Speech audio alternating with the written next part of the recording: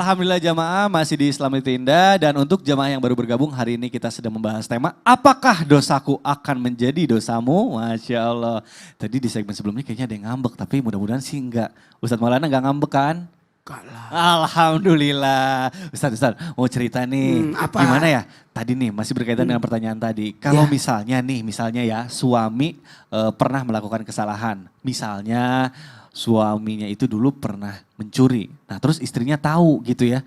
Nah terus suaminya bilang tapi jangan bilang siapa-siapa ya karena ini aib gitu. Saya janji gak akan mengulanginya lagi. Nah terus istrinya bingung nih. Di satu sisi itu adalah dosa suaminya tapi di satu sisi itu juga aib. Dan dia sudah berjanji tidak akan mengulanginya lagi. Nah ini sebenarnya kalau menurut Islam nih istrinya harus melakukan apa sih? Tetap menutupi atau melindungi suaminya dengan cara bingung kan? Serba salah. Ini yang mau ditanyakan bagaimana Ustadz? Mohon penjelasannya guru silakan. Baik, izin Ustaz Sam dan Bunda Tuti. Masya Allah hari ini bagus sekali. Karena ada sisi wanita dari Bunda Tuti. Betul. Ada sisi sosok laki-laki yang sudah berumur, saya.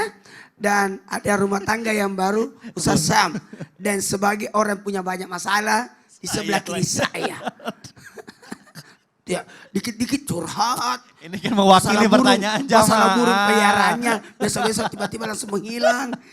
Sabar ya. Ini mewakili pertanyaan jamaah. Nah, apakah istri ikut berdosa jikalau menyembunyikan aib suami sendiri?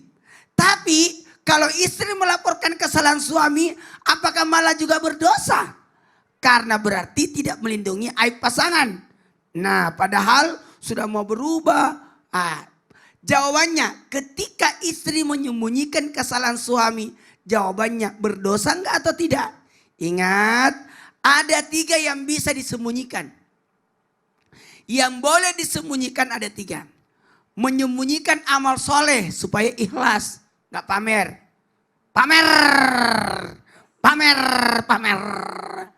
Yang kedua, apa itu? Menyembunyikan beberapa aib. Ini termasuk tadi, boleh. Yang ketiga, menyembunyikan kemaksiatan. Jangan sampai dicatat lagi sebagai dosa. Jadi 3 ini aman. Pertanyaan Mikdad, saya langsung jawab. Sebenarnya tidak berdosa. Unna libasul lakum wa antul libasul lahunna. Cuman ada yang boleh kita umbar atau mencari solusi jikalau itu penyakit. Suami punya penyakit. Maka suami itu harus diselamatkan oleh istri dengan mencari solusi. Mohon maaf kalau suaminya memakai obat terlarang. Apakah dibiarkan berlarut-larut? Jangan. Laporkan kepada orang yang bisa mengobatinya. Rehabilitasi. Rehabilitasi. Rehabilitasi. Rehabilitasi. Coba. Rehabilitasi yaitu. Rehabilitasi.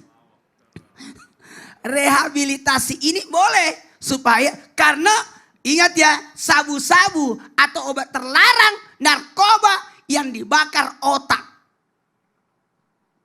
Jadi sebagai sosok istri, selamatkan suamimu daripada dia berbuat dosa.